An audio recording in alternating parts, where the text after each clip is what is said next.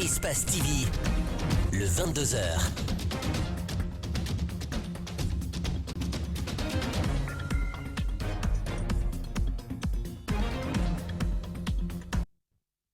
À la une de l'actualité de ce samedi, un groupe de jeunes qui se dit membre du FNDC dit ne plus reconnaître désormais Abdourahmane Sano comme coordinateur de leur mouvement. Ces jeunes qui ont décidé de l'abandonner l'accusent de trahison. En réaction à travers une déclaration, la cellule de communication du Front estime que ces jeunes sont des désespérés à la recherche du quotidien et ne sont autres que des suppôts du régime Alpha Condé. Actuellement, avoir une place dans une salle de classe à l'université est plus difficile que décrocher le bac. À Sofonia, par exemple, les conditions d'études des apprenants sont difficiles. L'insuffisance de salles de classe oblige certains étudiants à s'arrêter pour suivre les cours. Et enfin, comme tous les samedis, vous aurez droit au tour d'horizon de l'actualité vue par nos confrères des médias avec la revue de presse de Djibril Ba. Ce sont les titres de ce journal. Bonsoir à tous et bienvenue dans cette grande édition sur Espace TV et Calac TV.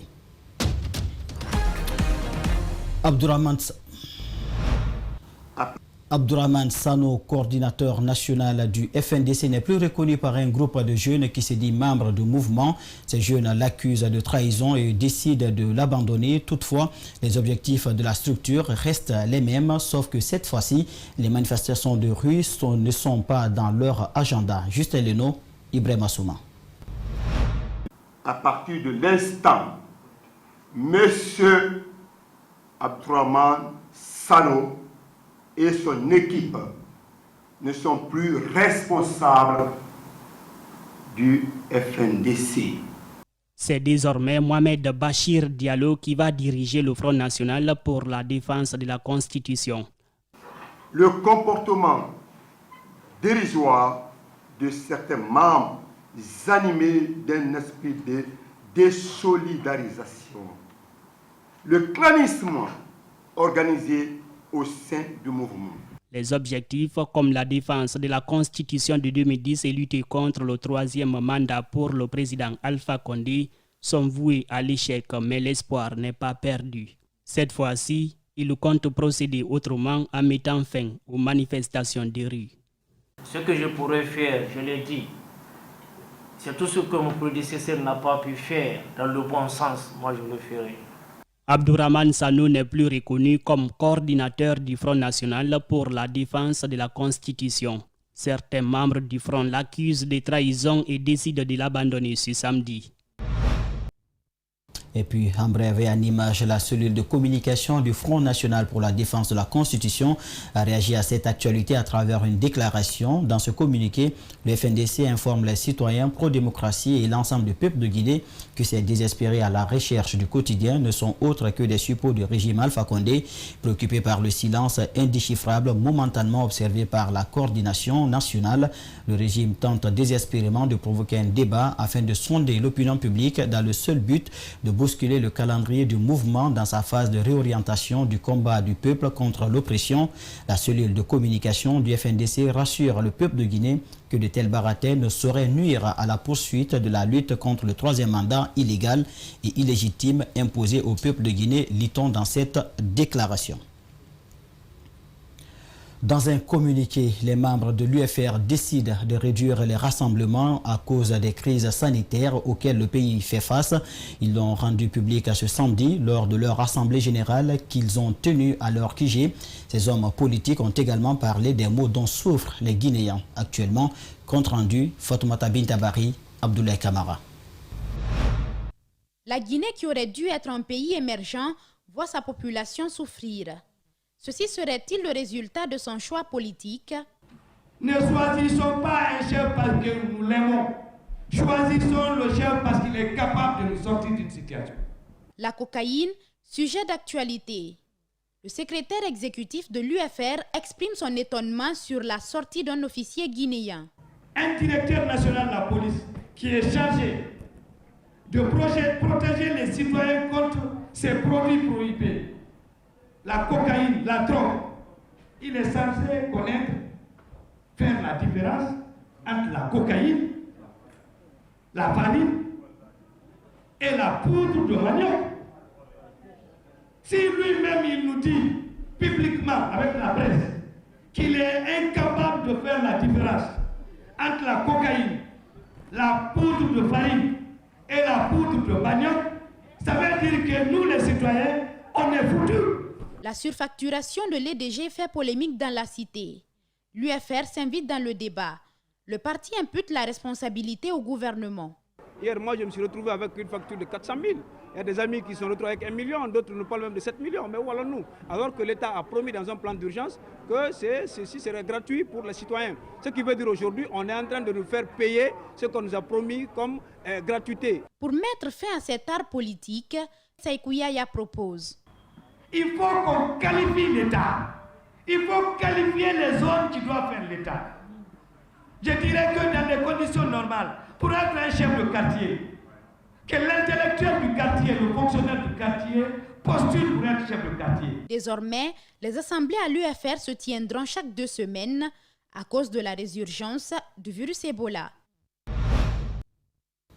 Le PUP vit bien, n'en déplaise à nos détracteurs, c'est ce qu'a dit en substance Fodé Bangoura, président du parti. Il a dit au cours de leur assemblée générale tenue ce samedi à la Kamayenne, une assemblée générale où le chef de file de l'opposition et d'autres leaders politiques ont assisté. Djibril Ba commente les images de Lamine Silla. Le parti de l'unité et du progrès lance des pics à ses détracteurs. À l'occasion de l'inauguration du siège du parti, son président motive les militants par ses verbes. Notre parti est un parti d'opposition, mais réaliste, et qui a une connaissance des réalités du pays. C'est pourquoi notre ambition est de forger la cohésion sociale. Fodé Bangoura insiste pour vanter l'implantation du parti dont le siège vient d'être rénové. Le coût de la rénovation est estimé à près de 2 milliards de francs guinéens. Pour notre parti, le PUP, il vit bien, n'en plaise à ses détracteurs.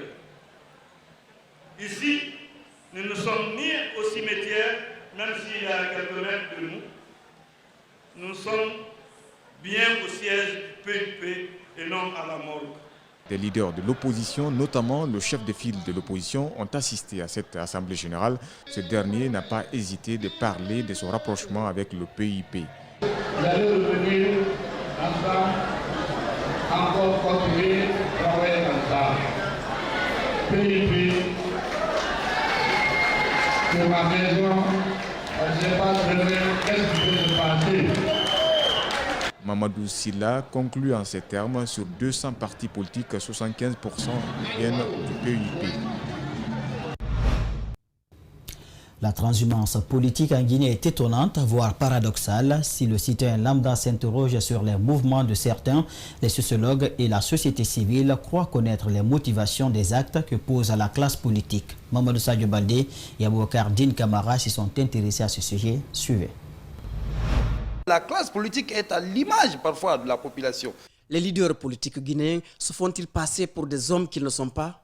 Ils ont des objectifs parfois avoués et non avoués, c'est-à-dire l'inavoué. Et dans la mesure où, dans le contexte guinéen, c'est purement d'intérêt. Ils sont à la recherche permanente des intérêts. C'est au gré du vent, au gré de la situation, que les uns et les autres se positionnent.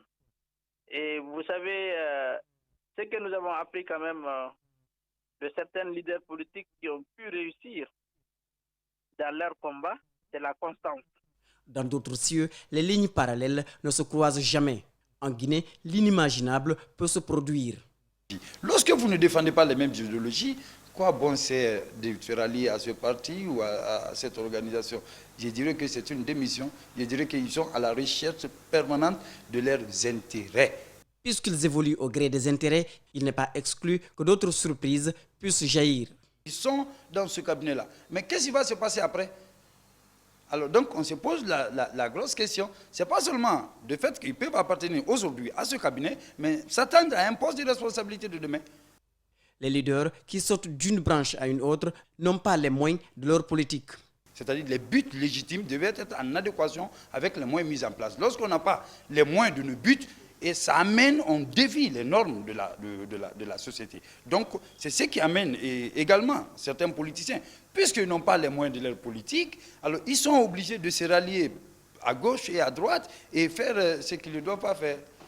Y a-t-il moyen pour que la politique redevienne une vertu en Guinée? Possible, mais à condition. Et s'il n'y a pas une étude sérieuse, correcte, menant en ce sens, à ce qu'on arrive à réorganiser cette classe politique, nous allons toujours en parler les mêmes mots, mais rien ne changera. Elhadj Djeriba Diaby invite le gouvernement à veiller à la diminution des prix sur le marché. Il invite également le président de la République à dialoguer avec l'opposition. Ces appels interviennent lors d'une distinction qu'il a bénéficiée au titre d'ambassadeur de la paix universelle. Alcide Bari, Yacouba Traoré. Ce n'est pas une première qu'il bénéficie de ce genre de distinction, mais celle-ci a une valeur symbolique à ses yeux. Elhadj Djeriba Diaby bénéficie du prix d'ambassadeur de la paix universelle, un prix qui couronne ses démarches entreprises en faveur de la paix, avant, pendant et après les élections en Guinée. Alors, c'est quelqu'un qui a pris son bâton de pèlerin, il est passé partout dans tous les pays d'Afrique, prôner la paix, la paix, la paix. En Guinée, ici, nous l'avons vu sur le terrain, faire du porte-à-porte, aller de maison en maison, parler, c'est-à-dire au peuple, pour le fait qu'on doit préserver la paix sociale, la tranquillité, ne pas c'est-à-dire aller dans la violence, ne pas pousser les enfants à aller dans la rue. On a vu ces actions en Guinée. Cette récompense, il l'a dédiée au président de la République et l'opposition. Il estime que pouvoir et opposition, c'est comme le riz et la sauce. Ils se complètent, le tout dans la paix et la quiétude. Un pouvoir qui n'a pas d'opposition, ce n'est pas un pouvoir. Une opposition qui ne peut pas respecter celui qui est devant lui, ce n'est pas une opposition non plus. Dieu même a ses oppositions. Il y en a qui ne sont pas d'accord que Dieu existe. C'est pourquoi ici, nous dédions cette médaille, cette récompense à tous les hommes politiques de la Guinée. En outre, il invite les autorités et les commerçants à veiller à la diminution des prix sur le marché, surtout que les citoyens sont à quelques jours du mois de Ramadan. On se dit, la Guinée, on ne partage pas. On me dit que le viande est en train de monter à 60 000 francs guinéens. Pendant qu'on dit, dans notre pays, nous sommes au premier producteur de bostique et nous avons tout dans notre pays et les Guinéens ne peuvent pas manger le viande à leur faim. Des témoignages sur la qualité des œuvres d'Elhadj Djeriba Diaby ont été faits tout au long de la cérémonie. Une cérémonie qui a été rehaussée par la présence de la Première Dame, la présidente du Conseil économique et social, entre autres.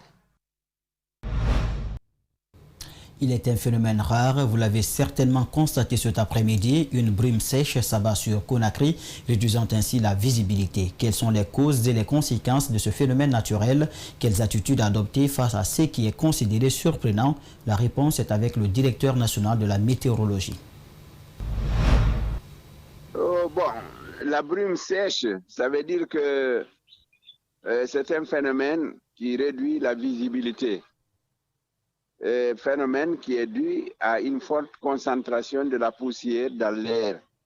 Donc lorsque vous regardez, par exemple, le disque solaire, vous constatez que tout d'abord, il est très rétréci et il est très blanchâtre. Vous savez, donc ça veut dire qu'il y a une importante quantité de particules. Donc vous savez, actuellement, nous sommes en période d'harmattan. Maintenant, les observations que nous avons menées, nos observations météorologiques montrent que nous avons un vent qui souffle du nord. Maintenant, généralement, c'est la poussière qui est soulevée dans la partie nord vers le Sahara et autres, là, ce sont ces particules-là, cette poussière-là qui est transportée vers chez nous. D'accord. Vous dites qu'il faut porter le masque pour atténuer les conséquences. Je dis, au-delà du port des masques, quelle autre attitude devons-nous adopter pour atténuer les conséquences de cette brume sèche? Non, c'est-à-dire que lorsque vous êtes transporteur, maintenant vous réduisez votre vitesse. Mais docteur, il n'y a pas que les transporteurs qui sont victimes de cette brume sèche. Même nous autres qui ne nous déplaçons pas, même en étant à la maison. Lorsque vous déplacez à la maison, c'est qu'on a dit lorsqu'on vous dit de porter le masque. Déjà, c'est-à-dire l'air que vous respirez. Il faudrait, maintenant, le masque permet de filtrer. Le directeur national de la météorologie joint au téléphone par Ousmane Tounkara. Exploitation minière à Bofa, la députée Zénab Kamara lève le voile et fait de la limitation de l'impact environnemental sa priorité. Dans une interview accordée ce vendredi à notre rédaction, la députée uninominale de cette préfecture dénonce la non-application des textes de loi par les autorités sur les différents sites d'exploitation minière. Antoinette Dédé Onivogui, Philomène Bangoura et Yacouba Traoré nous font le point. Depuis 2015, le gouvernement du président Alpha Condé a fait du pays l'un des principaux exportateurs mondiaux de la bauxite. La région de Boké est la plus grande réserve. Pourtant, cette exploitation minière repose sur des normes juridiques. Pour la députée Zénab Kamara, le constat est amer sur le terrain. Donc, je connais l'impact des sociétés minières. On ne peut pas les détruire, on ne peut pas les éliminer. Parce que, comme on dit, on ne peut pas faire d'omelette sans casser des œufs. C'est bien d'avoir les investissements dans nos communautés, mais il faut que nous puissions prendre les devants pour limiter au moins, tout au plus, ces impacts sur notre environnement.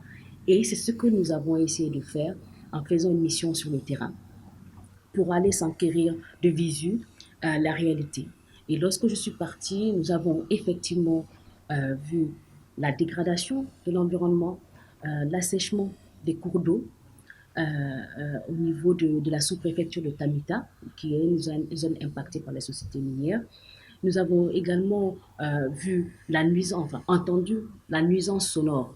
Le contrôle de l'action gouvernementale, voilà la mission que s'est assignée la députée. Le constat sur le terrain dans la préfecture de Bofa l'amène vers les autorités pour comprendre. Donc, j'ai envoyé un rapport, j'ai interpellé le ministère des Mines dans ce sens, les autorités locales et les élus locaux, pour dire qu'il fallait absolument faire des démarches. À l'image de Bofa, Kamsar et Sangaredi sont de nos jours impactés par l'exploitation minière. Il est alors important de trouver des alternatives pour minimiser les impacts négatifs. À en croire la députée, des démarches personnelles sont en cours pour mener d'autres activités à Bofa au-delà de l'exploitation des mines. Ceci pour limiter les impacts négatifs sur l'environnement. Comme qu'est-ce qu'il faut faire pour que les communautés continuent à bénéficier quand même de leurs revenus, de leur survie quotidienne. J'ai proposé de voir les projets de culture hors sol pour qu'ils puissent continuer leurs activités de maraîchage agricole, même s'ils ont perdu ou n'ont plus accès aux terres à cause des mines. Il y a aussi la pisciculture, donc pour les pêcheurs aussi, avoir cette activité alternative. La députée uninominale de Bofa veut faire de sa circonscription le pôle d'attraction des investisseurs miniers, mais aussi une préfecture où les populations ressentent les retombées de l'exploitation minière. Tenu ce matin à Conakry de la première assemblée générale de la coordination nationale des acteurs de l'assainissement de Guinée. Il s'agit de la formation d'une nouvelle fêtière de PME ayant pour objectif de fédérer les différentes forces pour une amélioration considérable des services de pré-collecte dans les ménages. Un bureau a été mis en place pour une durée de 4 ans. Compte rendu, André Moussier-Minimono, Ibrahima Sorissouma. C'est une première en République de Guinée. Près de 300 PME issus des différentes communes de Conakry se regroupent sous forme de coordination nationale. À travers un vote à main levée, un bureau de 15 membres est mis en place. Le tout nouveau coordinateur décline ses objectifs. Notre mission, c'est de donner d'abord de la considération aux PME. Ce qu'ils sont en train de faire pour leur pays, c'est énorme. Nous allons aider les PME à s'équiper pour un premier temps. Parce que quand vous attendez PME, c'est la précollecte. Je demande à la population de s'abonner aux PME pour que les ordures soient mieux gérés. Le congrès est financé par l'agence belge Enabel à travers Sanita Ville Propre, qui vise à accompagner et renforcer les capacités des acteurs d'assainissement, notamment les PME de collecte. Et le programme Sanita Ville Propre se réjouit que les PME aient pu se fédérer de manière consensuelle et constructive. Aujourd'hui, c'est un vrai atout pour professionnaliser le secteur de l'assainissement, que les PME puissent se coordonner et offrir des nouveaux services à leurs membres à travers leur coordination. On attend qu'elles puissent défendre les intérêts de la profession. On attend qu'elles puissent offrir des vrais services à leurs membres. La représentante du ministre de l'Assainissement s'est réjouie de cette initiative. Elle a aussi rassuré que son département ne ménagera aucun effort pour accompagner cette coordination. Le ministre d'État a déjà commencé les consultations pour voir comment on peut déjà les accompagner parce qu'ils ont été affectés pendant la Covid et qu'aujourd'hui leur économie est très affaiblie, pour voir qu'est-ce qu'on peut déjà faire financièrement pour eux, pour les relancer. Et en même temps, nous voulons mettre en place un cadre réglementaire qui les régit. Sanita Ville Propre est un projet financé dans le cadre du 11e FED de l'Union européenne exécuté par l'agence belge Enabel. Il vise à améliorer considérablement les services d'assainissement fournis aux populations urbaines de la zone d'intervention de manière durable et dans le respect d'une approche intégrée en matière de gestion des déchets. Comme annoncé dans le sommaire, avoir une place dans une salle de classe actuellement à l'université est plus difficile que décrocher le baccalauréat. À Sonfonia, par exemple, les conditions d'études des apprenants sont difficiles. L'insuffisance de salles de classe oblige certains étudiants à s'arrêter pour suivre les cours. Pire, les quelques rares salles disponibles ne sont pas toutes sonorisées, ce qui rend donc la compréhension des cours peu probable. L'orientation abusive et la formation payante pourraient être à la base de cette situation. Mamadou Kalisso, Alcini Camara. Depuis 3 ans, l'État s'est bombé le torse en refusant d'orienter les étudiants dans les universités privées. Problème, de nouvelles salles de classe ne sont pas construites. À l'Université générale Lansana Conté de Sonfonia, par exemple, des étudiants en licence 1 sont entassés dans les classes comme des sardines dans une boîte. Il y a une insuffisance de place, les bancs ne suffisent pas. Il faut aller chercher des bancs dans les autres classes pour venir mettre. Et même quand on vient mettre les bancs, c'est difficile, on vit dans des conditions alarmantes. On demande vraiment à l'État de nous venir en aide. Pour avoir une place, certains étudiants sont tenus obligés de venir à 6 h du matin, confie-t-il. Les retardataires ont plusieurs options. S'arrêter au fond de la salle, trouver un table-banc et s'installer devant la classe, suivre les cours via les fenêtres ou rebourser chemin. Ça, c'est beaucoup plus remarqué dans, en licence 1. Ceux qui viennent pratiquement d'arriver tout nouvellement, il y a certains qui s'asseyent devant la porte, ils font sortir des bancs pour s'asseoir. Question de suivre le cours, c'est visible. Cette situation dégradante intervient en pleine épidémie de coronavirus et la résurgence d'Ebola dans le pays. Mais visiblement, cela préoccupe peu les dirigeants.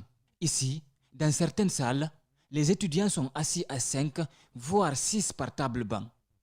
Dans ces conditions, il est pratiquement impossible de prendre note, sans compter la chaleur suffocante. La compréhension du cours est une autre histoire. Chacun a peur pour sa tête, donc pas de témoignage à visage découvert. Quand on est assis à 5, on peut prendre note. Mais si on est à 6, ce n'est pas facile de prendre note. Seulement ceux qui sont au milieu arrivent à noter. Mais si ça trouve que tu es à l'extrémité des bancs, tu ne peux pas noter. Des salles de classe bourrées de monde, sans sonorisation, très peu de chances pour l'enseignant de se faire entendre, à plus forte raison de se faire comprendre par ceux qui sont assis au fond de la salle. Certains s'achètent à leurs frais des amplificateurs. D'autres utilisent la pédagogie. Souvent, quand vous venez en 6e, vous trouvez que la classe est déjà pleine. Vous ne pouvez pas avoir de place. En plus, il n'y a pas d'amplificateur pour que tout le monde puisse entendre ce que le professeur dit. Il y a des professeurs qui viennent, ils ne sont pas de bonne humeur, ils ne lèvent pas la voix. Nous qui avons la malchance de venir en retard, nous sommes assis derrière, nous ne comprenons rien. Et il y a certains professeurs qui sont quand même coopératifs. Ils peuvent passer entre les lignes pour faire comprendre à certains étudiants. Sur le sujet, les responsables préfèrent confier leur langue au chat.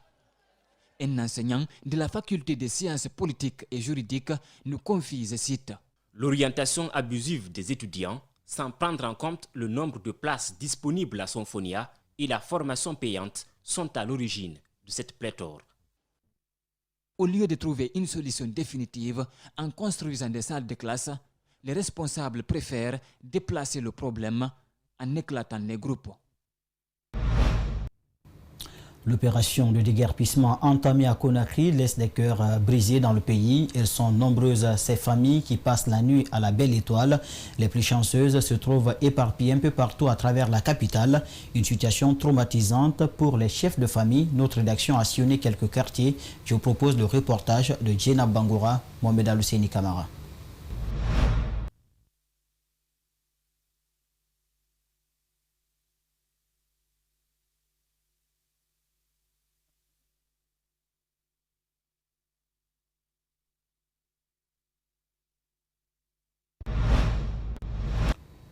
Nous nous excusons pour ce problème technique, nous y reviendrons. L'école professionnelle de santé Les Sauveurs vient de mettre de nouveaux diplômés sur le marché de l'emploi. Il s'agit de sa 9e promotion de sage-femme et la 11e d'infirmier d'État. La remise a eu lieu ce samedi à Conakry. C'est un public reportage signé Mamadou Bouiba, Djibril Ba, Alsini Kamara. C'est le palais du peuple qui a servi de cadre à l'événement. Satisfaits de la formation reçue pendant le cursus, les nouveaux diplômés disent être prêts à affronter le marché de l'emploi. Oui, nous sommes prêts fin prêts pour le marché d'emploi. Puisque dès la première année, on a commencé les stages. Fondée en 2009, l'école Les Sauveurs totalise de nos jours plus de 800 diplômés dont la plupart travaillent aussi bien en Guinée qu'à l'étranger. Le fondateur de l'établissement ne cache pas sa satisfaction.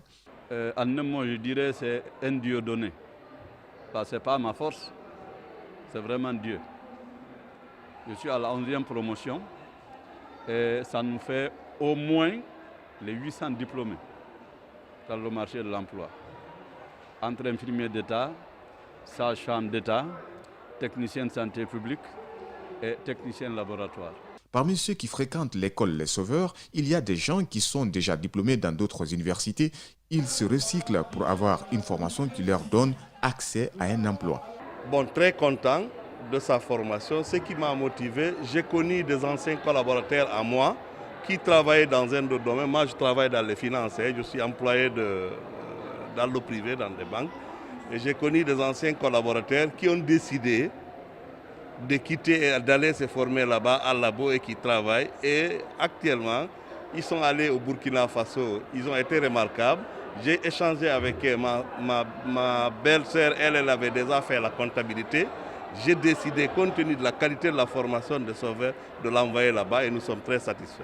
Le représentant du ministère de la Santé à la cérémonie s'est dit satisfait de la qualité de la formation offerte par l'école professionnelle Les Sauveurs.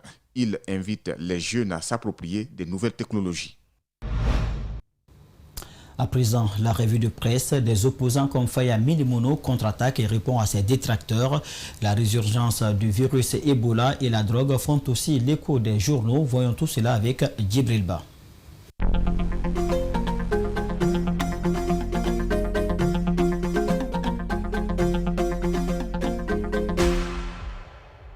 Bonsoir. À la une, cette semaine, Baouri et Mamadou Babadiko accompagnent Mamadou Sylla pour rencontrer le Premier ministre. La Guinée.info nous fait savoir que cette rencontre s'est tenue à huis clos. Les hôtes de Kassouri ont exprimé leur volonté de rendre visite aux prisonniers politiques pour savoir comment ils vivent là-bas. Le même titre de la Guinée.info est repris par Guinée 7 qui indique que cette visite de Mamadou Sylla et sa délégation s'inscrit dans le cadre de la présentation de son cabinet aux institutions de la République.